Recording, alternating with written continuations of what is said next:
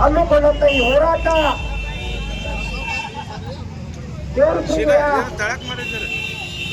ನಗರದಲ್ಲಿ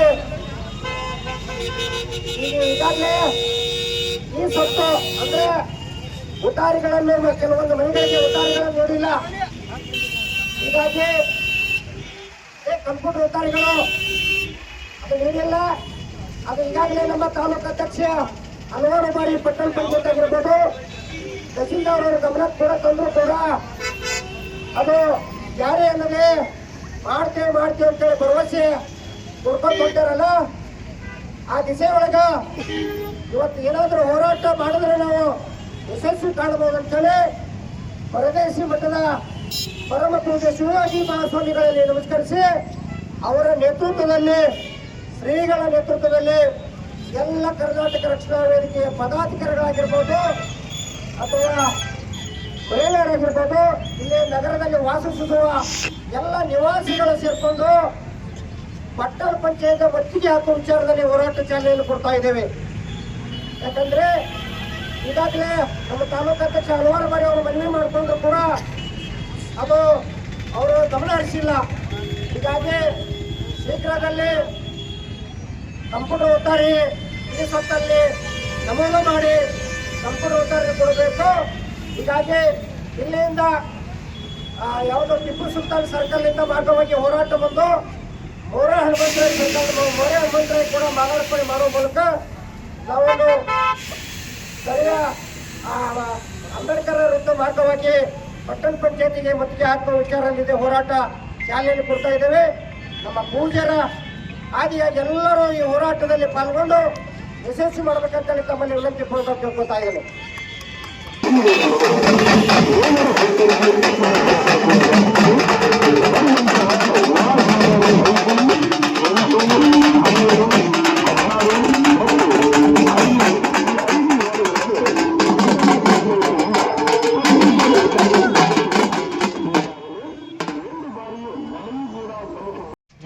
ಅಂತ ನಿಮ್ಮಲ್ಲಿ ಯಾವ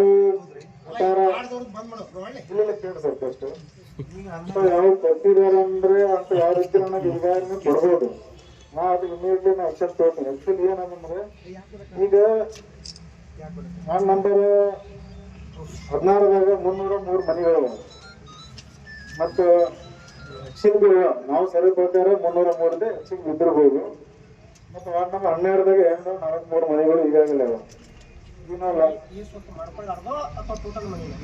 ಟೋಟಲ್ ನಾವು ಈಗಾಗಲೇ ನಾ ಬಂದ್ಮೇಲೆ ಲಾಸ್ಟ್ ಟೈಮ್ ಅಧ್ಯಕ್ಷರು ಲೆಟರ್ ಮುಖಾಂತರ ಕೊಟ್ಟಿದ್ದು ನಾವು ನಮ್ಮ ಸಾಮಾನ್ಯ ಸಭೆಯಲ್ಲಿ ನಾವು ಠರಾವ್ ಪಾಸ್ ಮಾಡಿ ಏನು ದಾರಿ ಹುಡ್ತಾ ಇರ್ಬೇಕಂದ್ರೆ ನಾವು ಫಸ್ಟ್ ಏನು ಮಾಡಿದ ನಮ್ಮ ಅಧ್ಯಕ್ಷರು ಉಪಾಧ್ಯಕ್ಷರು ಅಪ್ಪಣ ಮೇರೆಗೆ ನಾವು ಮೀಟಿಂಗ್ ಮೇಲೆ ಠರಾವ್ ಪಾಸ್ ಮಾಡ್ಕೊಂತು ನಾ ಮನೆ ತಹಶೀಲ್ದಾರರಿಗೆ ಆಲ್ರೆಡಿ ಪ್ರತಿ ಕಳಿಸಿದ್ದೀನಿ.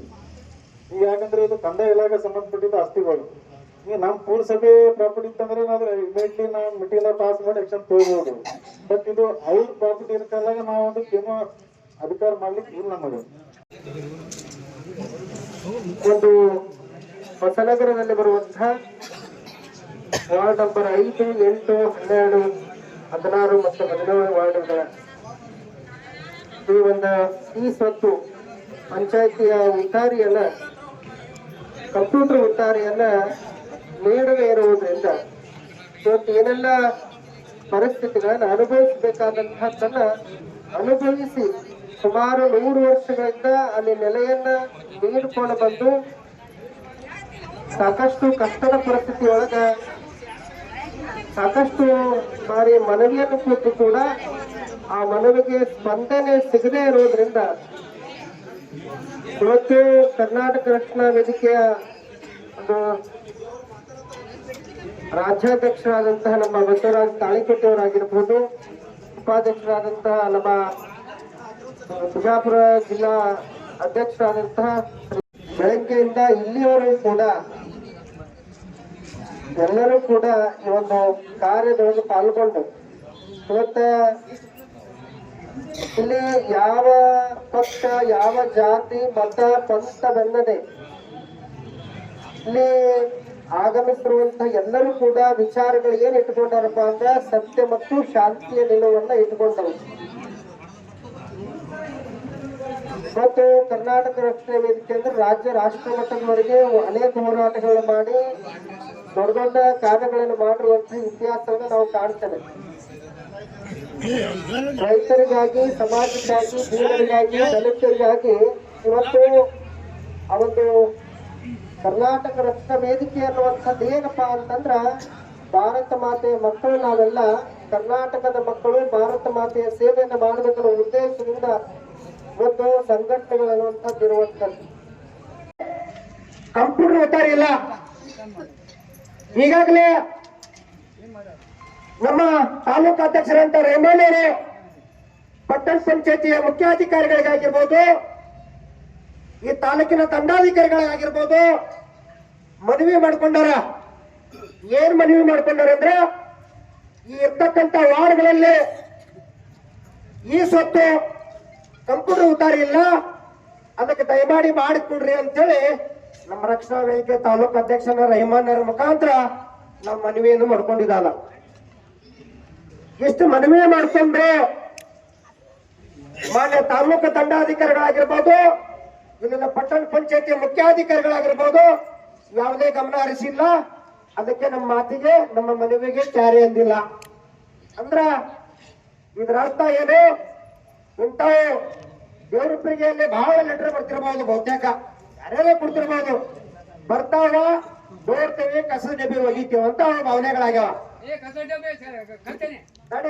ಬರ್ತಾವ, ಇಂಥವು ಬರ್ತಾವ, ನೋಡ್ತೇವೆ, ಕಸ ಡಬ್ಬಿ ಒಗಿತೇವೆ ಅಂತ ಹೇಳ್ಯಾರ. ಆದ್ರೆ ಅವ್ರ ಮುಖ್ಯಾಧಿಕಾರಿಗಳಿಗೆ ನಾನು ಏನೇ ಘಂಟಾಘೋಷ ಹೇಳ್ತೀನಂದ್ರೆ, ನೀವು ಯಾವ್ದಾದ್ರು ಲೆಟರ್ಗಳು ತಗೊಂಡು ಒಗಿದಿರ್ಬೋದು, ಇಲ್ಲ ಅಂತ ಹೇಳಕತ್ತಿಲ್ಲ. ಆದ್ರೆ ಕರ್ನಾಟಕ ರಕ್ಷಣಾ ವೇದಿಕೆ ಏನಾದ್ರೂ ಲೆಟರ್ ನಿಮ್ ಕಸ ಬಿಟ್ಟ ಸಿಕ್ತಂದ್ರ ಇವತ್ತು ನಿಮ್ಮ ಆಫೀಸಿಂದ ಹೊರ ಓಡಿಸೋ ಶಕ್ತಿ ಕರ್ನಾಟಕ ರಕ್ಷಣಾ ವೇದಿಕೆ ಕಾರ್ಯಕರ್ತರು. ಇವತ್ತು ಕರ್ನಾಟಕ ರಕ್ಷಣಾ ವೇದಿಕೆ ಕಾರ್ಯಕರ್ತರಿಗೆ ಏನಾದ್ರೂ ನಿಮ್ ಕಸ ಬಿಟ್ಟಿ ಒಳಗೆ ಲೆಟರ್ ಕಾಡ್ತು ಅಥವಾ ನಮ್ಮ ಮನವಿಗೆ ಸ್ಪಂದಿಸೇ ಇದ್ರ ನೀವು ಹೊರಗಿಡ್ತೇವೆ, ನಾವು ಒಳಗಿರ್ಬೇಕಾಗ್ತದ. ಅದಕ್ಕೆ ತಮ್ಮದು ಗಮನದಲ್ಲಿ ಇರ್ಬೇಕು. ನೀವೇನಾದ್ರೂ ನೀವು ಉಡಾಪಿ ಉತ್ತರಾರೆ ಕೊಡ್ರಿ, ಏನು ಕೊಟ್ರಿ ಇಷ್ಟ ದಿನ.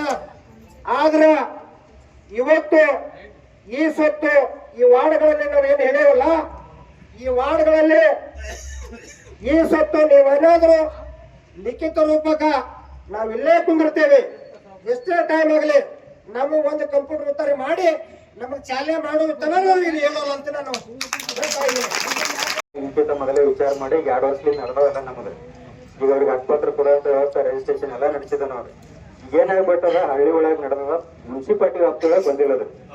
ಈ ಮುನ್ಸಿಪಾಲಿಟಿ ವ್ಯವಸ್ಥೆ ಒಳಗೆ ಮಾಡಕ್ ಅದಕ್ಕೂ ಪ್ರಯತ್ನ ಮಾಡ್ತಾರ, ಮಾಡ್ತೀನಿ ಅಂತಂದ್ರೆ ಶೀಘ್ರದಲ್ಲಿ ಅವಾಗೇ ಆಗ್ತದೆ. ನಿಮ್ಗೆ ಏನದ ಇಲ್ಲಿ ಬಂದಿರಿ, ನಿಮ್ಮ ಸಮಾಧಾನ ಹೇಳಿ ನಮ್ಗೆ ಕಳ್ಸ್ಬೇಕನ್ನೋದು ಇರಂಗಿಲ್ಲ. ನಿಮಗೂ ಗೊತ್ತಾಗ್ಬೇಕು ಏನದ ಅಂತ ಹೇಳಿ. ಅಂದಾಗ ಏನಾಗ್ತಾ, ಹೌದು ಇದು ಕೆಲಸ ಹೆಂಗದ ನಿಮಗೂ ಗೊತ್ತಾಗ್ತದ. ನೀವು ಅವಾಗ ಏನದ ನಿಮಗೂ ಜಾಗೃತರ ಆಗ್ತೀರಿ. ಇಂಥ ಟೈಮ್ ಬಂದಾಗ ನಾವು ಸರ್ಕಾರ ಜಾಗದಾಗ ಮಾಡ್ಕೋಬೇಕಾಗ್ತದೆ, ಅರ್ಜಿ ಕೊಡ್ಬೇಕಾಗ್ತದೆ, ನಿಮಗೂ ಗೊತ್ತಾಗ್ತದೆ. ಈಗ ಇವರು ಬಂದಾರ, ನಾವು ಬಂದಿವತ್ತ, ನಿಮ್ಗೆ ಏನೋ ಹೇಳಿ ಇವತ್ತೊಂದು ದಿವಸ ಸಮಾಧಾನ ಮಾಡಿ ನಿಮ್ಗೆ ಕಳ್ಸಂದ್ರೆ ಕೆಲಸ ಆಗ್ಬೇಕದು. ಕೆಲಸ ಆಗಂಗ್ ಮಾಡ್ಬೇಕು. ಯಾವಾಗ 1 ದಿವ್ಸ ಲೇಟ್ ಆಗಲಿ, 2 ದಿವ್ಸ ಲೇಟ್ ಆಗಲಿ, ಕೆಲಸ ಆಗಂಗಿದ್ರೆ ಅದು ನೀವೆಲ್ಲ ಇಟ್ಟು ಮಾಡೋದಕ್ಕೆ, ಇವರು ಎಲ್ಲ ಹೈರಾಣ ಆಗೋದಕ್ಕೆ ನಾವು ಫಲ ಸಿಗ್ತದೆ. ಅದಕ್ಕೆ ನೀವು ಏನು ಹೇಳಿದ್ರಲ್ಲ ಹಕ್ಕುಪತ್ರ ಕೊಡೋದು ಡಿ.ಸಿ ಅವ್ರಿಗೆ ಅಂತ ಹೇಳಿ, ನಾವು ಈಗ 2 ವರ್ಷದಿಂದ ಅದೇ ಮಾಡ್ಲತ್ತೀವ್ರಿ. ಈಗ ಬಂದೇನದ ಪಟ್ಟಣ ಪಂಚಾಯತ್ ವ್ಯಾಪ್ತಿ ಒಳಗೆ ಬಂದಿರ್ತದ್ರಿ. ಈಗ ಅದು ಸರ್ಕಾರ ಮಟ್ಟದಲ್ಲಿ ವಿಚಾರ ಮಾಡತ್ತಾರ. ನಗರ ಪ್ರದೇಶ ಮತ್ತು ಪಟ್ಟಣ ಪಂಚಾಯತಿ ವ್ಯವಸ್ಥೆಯಲ್ಲಿ ದಾಖಲಾತಿ ಇರ್ಲಾರ್ದಂತ ಮನಿ ಕಟ್ಕೊಂಡ್ರಿಗೆ ಏನ್ ಮಾಡ್ಬೇಕು ಅಂತೇಳಿ ಮಾಡತ್ತಾರೆ. ಈಗ ಅದನ್ನೇನಾದ್ರು ಶೀಘ್ರವಾಗಿ ಅದು ಆಯ್ತು ಅಂತಂದ್ರೆ ನಾವು ಸ್ಟಾರ್ಟ್ ಮಾಡ್ಬಿಡ್ತೀವಿ.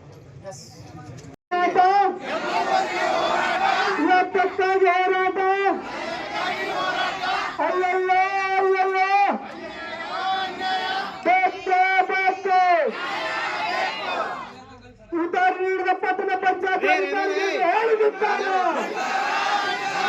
ಉದಾಹರಣೆ ನೀಡಿದ ಪಟ್ಟಣ ಪಂಚಾಯತ್ ಅಧಿಕಾರಿಗಳಿಗೆ ಹೇಳಿರುತ್ತಾರೆ.